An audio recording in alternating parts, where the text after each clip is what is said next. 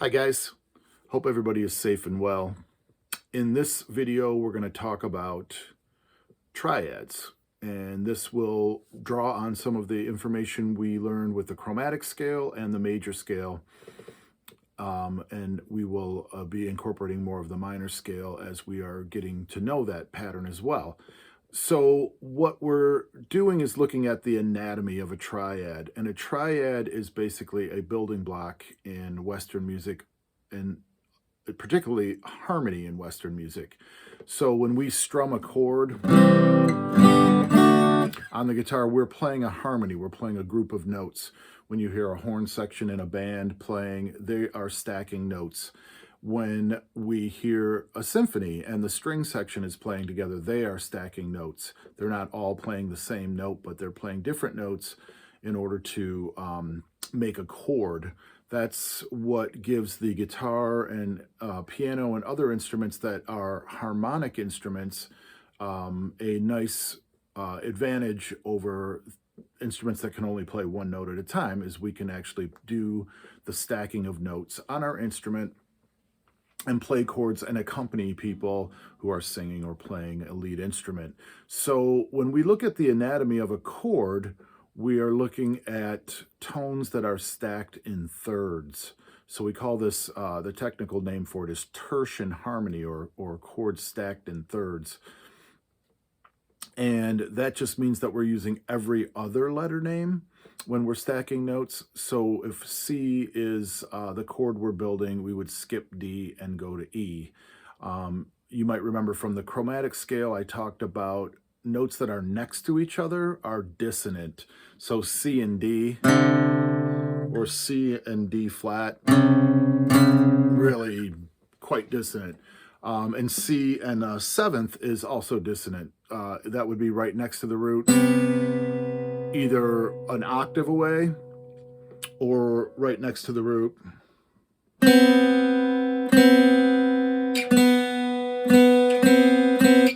So those tones are usable, but they are not the sweet quality of a stacked third. The third's always going to have a very pleasant quality, and whether it's major or minor, and you hear singers using this type of harmony, and if I just play a C scale or part of it in thirds, you can hear how smooth it sounds. So we get a nice, smooth, balanced sound that sounds very organic and from the scale. So if we go a step further and we say, well, what is the anatomy of a triad? It has three components. And there are three components and two types to start out with. We call one a major triad and one a minor triad. And the root note is the starting tone which the chord is built on. It doesn't matter what the letter name is, that becomes the tonic or the root. It could be a flatted note, it could be a sharp note, it could be a natural letter name. That is the starting point, and everything else will be measured from that note.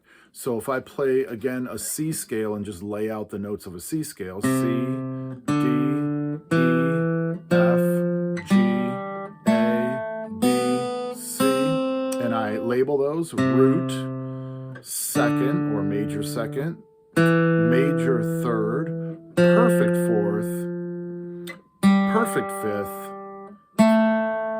sixth, which is major sixth, major seven, and root, or octave, perfect octave. We are going to use that root to measure all of those types of sounds.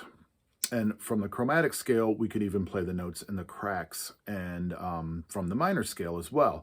So when we start off looking at the root, we measure up to the third scale degree to get our color or action sound, our color note.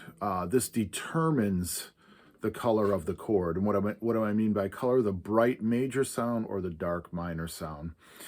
The major third is always two whole steps above the root. So if I just pick a note at random like G, we could say right away, G, A, B, that is the note that's making the G chord sound major. If we look at a G chord, That B is giving the brightness of the chord.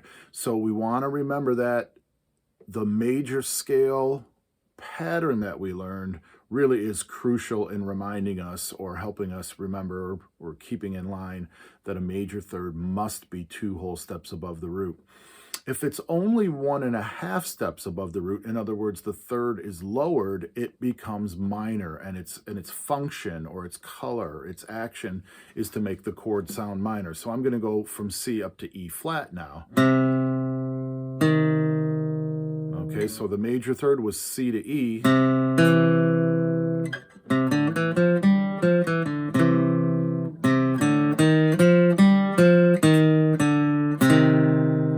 The minor third, 1.5 steps above the root, is going to give that dark color.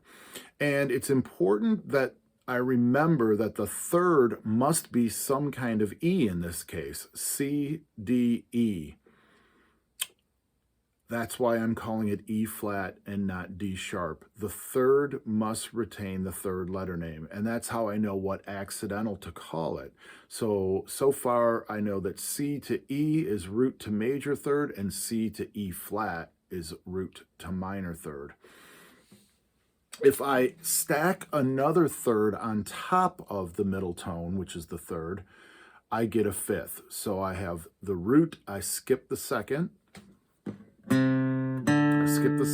and I have the third. I skip the fourth, and I get the fifth tone. C, E, skip F, G. And there's the full complement of the triad, the full anatomy. The fifth is a perfect interval and doesn't contain any major or minor quality, and it does not determine whether the chord is major or minor at all. It's more of a supportive note.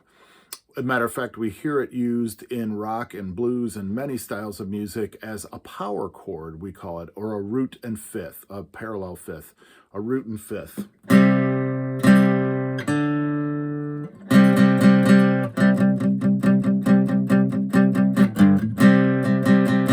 Very common part of Western music to hear just that, root and fifth. Now, some of you might say, well, is that a major or a minor chord?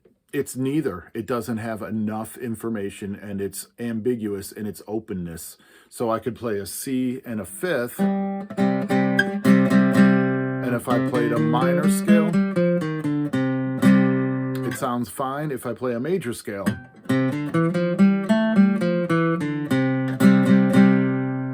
it sounds fine. Now I'm just a little out of tune. Okay, so if I take that a step further or look at the whole group of notes together, what I have is a root, a third on top of that, and a third above that is a fifth. A root, a third, and a fifth. So the fifth is the supportive note. It doesn't have a major or minor quality, and it's 3.5 steps above the root. Now, if I look at a triad on one string for a moment, C, D, E. Okay, there's my 2 steps. And what you're going to notice if I go to the 4th scale degree, F, that's C and E, C, D, E, F, G, there's my 5th. I'm actually stacking up a whole step plus a whole step for the major third. Then a whole step plus a half a step to get to the 5th. So this is what we call a major third plus a minor third. So a major triad is actually a major third plus a minor third. If I flat that middle tone, you can see now it's 1.5 steps, a minor third plus 2 steps, a major third. So it's got a minor third on the bottom. Notice the 5th did not change. It's still G. C, E flat, G. C, E, G, C, E flat, G. When you see people finger tapping, oftentimes they're spelling a triad on a single string. There's the flat, E to make it minor, and the E natural to make it major. So that's an important thing to remember. A major third plus a minor third is a major chord. A minor third plus a major third is a minor chord. Again, you could always use a major scale on the letter name of the chord you're trying to spell to find your notes. It'll never fail you. That's why we always, as music teachers, are preaching about learn that pattern of a major scale. It becomes a reference point that'll never let you down for finding tones that belong in modes or scales, as well as chords and various chord types. And that that reference point becomes a way to work to find other notes that are not in the scale. So when we start to talk about triads on guitar, I think we find that a lot of guitar players learn these basic chord shapes in first position. And those are triads. And one of the first questions that comes up is, why am I playing 6 notes if there's only 3 notes in a chord? Or why am I playing 5 notes if there's only 3 notes in a chord? The simple answer to that is we're doubling or even tripling a lot of notes. For the C chord, there's 5 tones, or some people like this voicing. I do too. It's a wonderful voicing. It's 6 tones. But if I looked at the C chord with 5 tones and spelled it, I have C, E, G, C, E. So the C and the E are doubled in that chord. Again, this is typically what happens in an orchestra or a bigger band, even a choir where you have low voices singing the root and high voices singing the root. Low voices singing a third and higher voices singing a third. A G chord would be spelled G, A, B. That's 2 whole steps to that tone. B, that's a major third. C, D, and I can play the D open. G, B, D. So there's a triad on G. G, B flat, D would make that chord minor. G, B, D. Notice the third retained the B letter name, a third above G. And if I looked at this chord, G, B, D, G, B, G. And again, a lot of people like to use this voicing where you play the D and the B on top. I use them both depending on the sound I want, the brighter sound or the color of the third on top. That is G, B, D, G, D, G. So again, we have 3 G's in that chord, and that's why we have 6 tones. 3 G's and either 2 B's or 2 D's and 1 remaining letter name. So it could be G, B, D, G, D, G. That's this one. Or G, B, D, G, B, G. So again, this starts to explain why we're holding down the shapes we do, not just looking at a picture and imitating it, or looking up, something online to have them show me where to put my fingers. We want to be able to do this anywhere on the fretboard eventually and find the chords. So what we're looking to go to next is talking about what are all the chords in a major scale and where are the triads on my fretboard and how can I find them and use them. So we'll get into that discussion in future videos. So that's the anatomy of the triad. The root, the third, and the fifth. The root, the major third is 2 whole steps above the root, and the minor third is 1.5 steps above the root. They must keep the same letter name, the third, and the fifth is 3.5 steps above the root. You can find all of those based on a major scale.